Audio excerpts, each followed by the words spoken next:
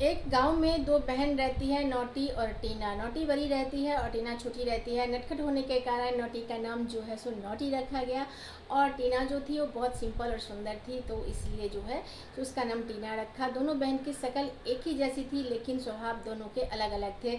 एक नौटी जो थी वो मम्मी के जैसे थी, और टीना जो थे वो पापा के जैसे थे। तो दोनों बहनों की स्वभाव में बहुत ही आकाश और पाताल का अंतर था। तो जब दोनों बड़ी हो गई तो नौटी का शादी जो है पिता ने उसके अनुकूल ही, जैसा वो रहना चाहती थी। वो बड़ी भी मॉडर्न थी, उसे छोटे कपड़े, फैशन और उसे नई नई आधुनिक चीज़ों की बहुत ज़्यादा शौक थी। वो एक आज़ाद पक्षी थी, और पिताजी ने उसी के अनुसार उसका शादी जो है एक इंजीनियर लड़के से जो शहर में रहता था तय की थी।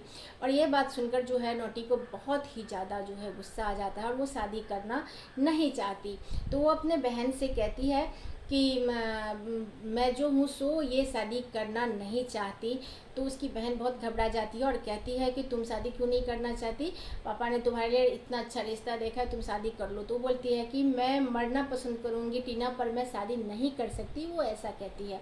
तो टीना जो है सो बड़ी गुस्सा हो जाती है। वो गुस्सा होकर भी उसको समझाती है, पर वो नहीं समझती। लेकिन वो अपनी बहन से बहुत प्यार करती है, नौटी से। तो वो कहती है कि तुम ऐसा मत सोचो, तुम आत्महत्या करने के बारे में सोचोगी भी नहीं, मैं बाबूजी से मतलब पापा से बात करूँगी, ऐसा वो कहती है। टीना अपने पापा को बाबूजी पुकारती है, और वहीं पे जो नौटी है वो अपने पापा को पापा कहती है। तो इस तरीके से तो नौटी कहती है कि पापा नहीं मानेंगे। वो कहती है कि मैं बाबूजी को ज़रूर जो है सो समझा के रहूँगी।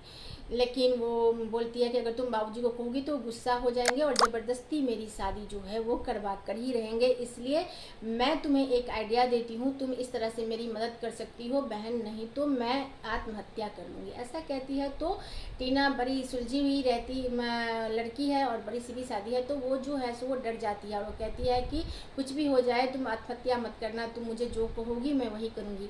तो टीना जो है वो नौटी की बात मान लेती है, और तब जाके जो है नौटी एक भयानक जो उसके दिमाग में आइडिया चलता रहता है वो बताती है टीना को कि शादी के जोड़ा तुम पहनकर जो है शादी के मंडप में बैठ जाना, और तुम उससे शादी कर लेना, और मैं जब तुम्हारा शादी समाप्त हो जाएगा तो बारात जाने के वक्त मैं भी यहाँ से निकल जाऊँगी, और मैं अपने करियर पे फोकस करूँगी, क्योंकि मुझे जो है सो अभी शादी नहीं करना, मुझे कैदी बनकर ससुराल में नहीं रहना है।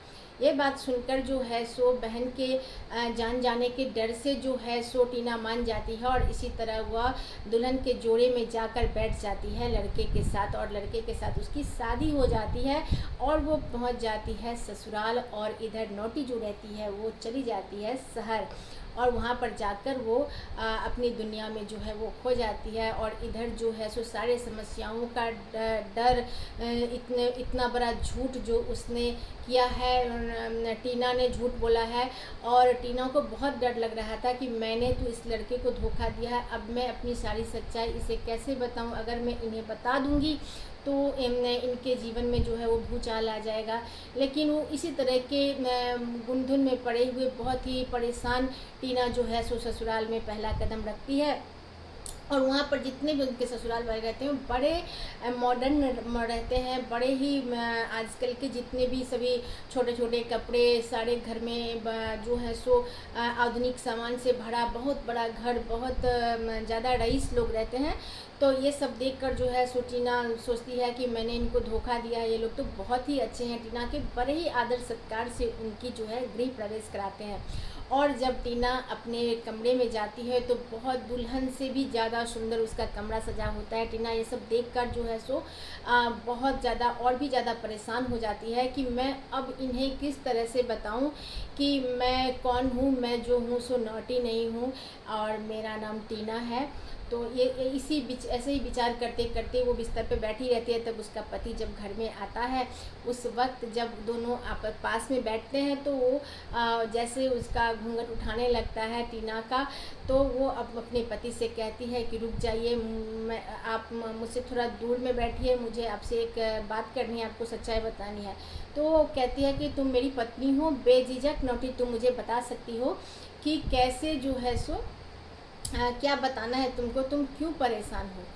तब लड़के ने कहा कि मैं तो देख रहा हूँ कि जब से शादी हुआ है तब से तुम अपने चेहरे पे घूंघट लगाई हुई हो और एक बार भी तुमने घूंघट नहीं उठाया, और मैं सोच ही रहा था कि तुम कुछ परेशान हो। जब इस तरह की बातें टीना ने सुना तो उसे थोड़ा सा हौसला आया कि उनकी इस बातों को सुनकर कि ये मेरी बात को समझने की कोशिश करेंगे, तब न जितनी भी सच्चाई थी वो सारी टीना ने बेझिझक होकर जो है सो अपने पति को बता दिया।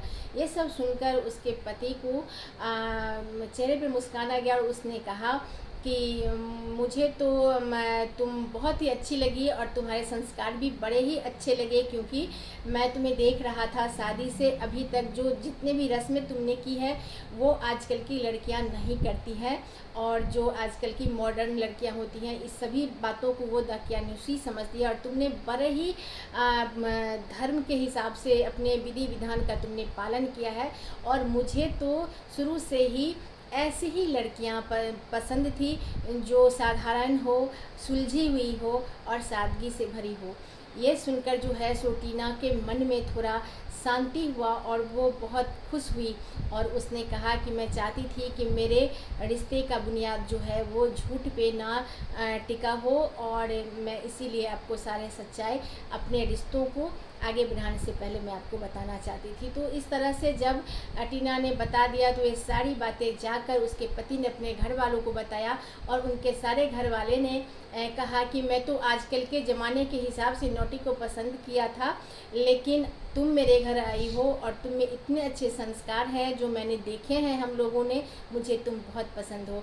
और इस तरह से जो है सो टीना का और भी मान मर्यादा और इज्जत उस घर में सभी की नज़रों में बढ़ गई, क्योंकि उसने झूठ नहीं बोला, सच्चाई के साथ वो खड़ी रही और उसने अपना एक भी कदम पीछे नहीं लिया, और उसने अपने रिश्तों को कायम रखने के लिए और उस घर में जो है उसका बहुत उसने जो है सो अपना सारी चीज़ें सारी बातें जो हैं वो बहुत ही अच्छे से रखा और सभी के साथ बड़े ही प्यार से रहने लगी, और उसके ससुराल वाले भी उसको बहुत सारा ढेर सारा प्यार दिए और उसका पति भी उससे बहुत खुश था। तो दोस्तों कैसी लगी आप लोगों को मेरी ये कहानी, आप लोग कमेंट जरूर कीजिएगा, वीडियो को लाइक शेयर ज़रूर कीजिएगा। जय श्री कृष्ण, राधे राधे।